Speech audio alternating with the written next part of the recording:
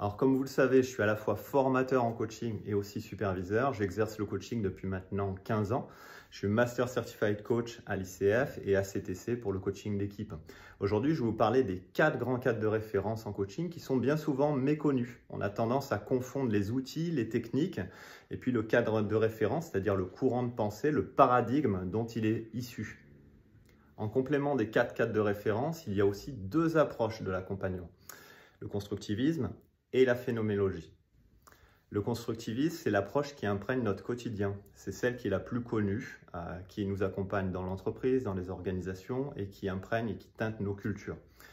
Il s'agit tout d'abord d'avoir une représentation mentale pour envisager des actions, de les réaliser, d'apprendre par itération et d'atteindre son objectif. En coaching, très clairement, on va définir un objectif, donc une représentation mentale, un idéal, puis progressivement, le coach va accompagner son client par des jeux de questions, des techniques, d'intervention, pour lui permettre d'apprendre différemment, d'avoir des insights, des prises de conscience et de mener à bien des actions et d'atteindre, voire dépasser ses objectifs initiaux. La deuxième approche, c'est la phénoménologie. Elle prend le contre-pied du constructivisme. Ici, on va sortir du mental. On va vraiment être à l'écoute de ce qui se passe dans la relation, dans notre corps, au niveau du soma, les sensations, les émotions, les ressentis, mais aussi les pensées d'un point de vue cognitif et aussi les intuitions.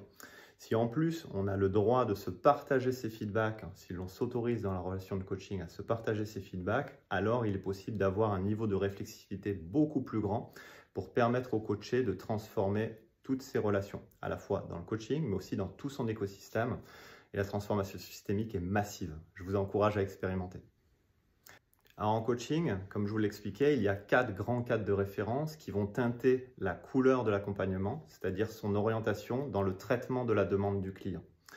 Plus vous apprenez à maîtriser ces cadres de référence, plus vous aurez d'impact et de flexibilité, d'agilité dans l'accompagnement de votre client.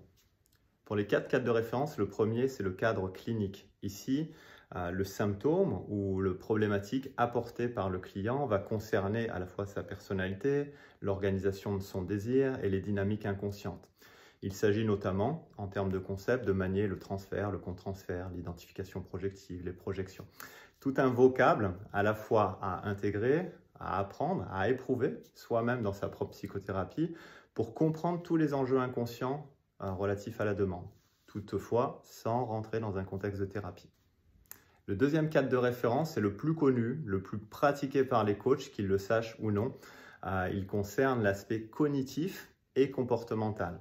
Après avoir défini un objectif, on identifie des croyances ou des comportements limitants. Le coach va les challenger, les défier par des jeux de questions, différentes techniques, puis progressivement, en transformant ces cognitions, processus d'attention, de perception, ces schémas de pensée, ces croyances, le coaché va pouvoir envisager d'autres actions, d'autres comportements, d'autres attitudes pour permettre d'atteindre de manière plus adaptée ces objectifs. Ici, la demande de coaching avec un cadre cognitif comportemental est perçue comme une problématique d'apprentissage. Ainsi, en défiant les modèles de pensée du coaché, on va lui permettre d'apprendre différemment, d'entreprendre sa vie et d'obtenir des résultats plus adaptés, plus ajustés à ses désirs. Le troisième cadre de référence, c'est le cadre systémique. Si je vous dis Palo Alto, ça vous parle?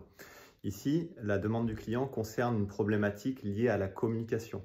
L'enjeu du coach, c'est d'impacter son client en lui permettant de développer d'autres manières d'interagir avec les différentes parties prenantes de son écosystème pour atteindre ses objectifs, voire les dépasser.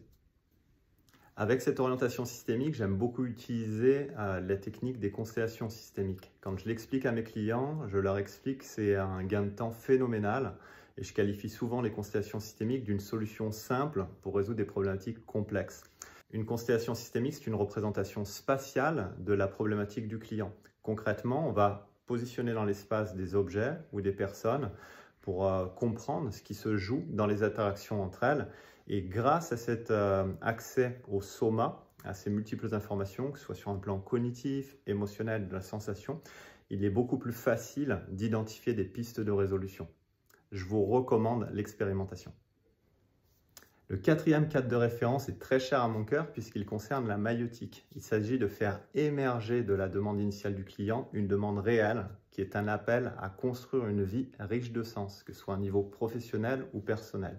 Ici, on va s'appuyer sur les valeurs profondes du client pour lui permettre de faire émerger ses désirs, ses envies, de révéler ses singularités et de trouver les clés de la performance, bien sûr, mais aussi de l'épanouissement et du sens.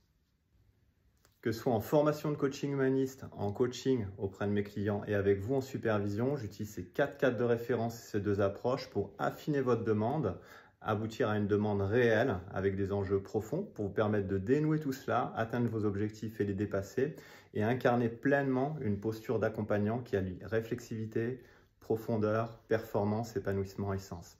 Si cette approche vous a plu, je vous invite à m'écrire et je serai très heureux de planifier un temps d'échange avec vous pour mieux comprendre vos enjeux et vous accompagner. À très bientôt et keep rocking!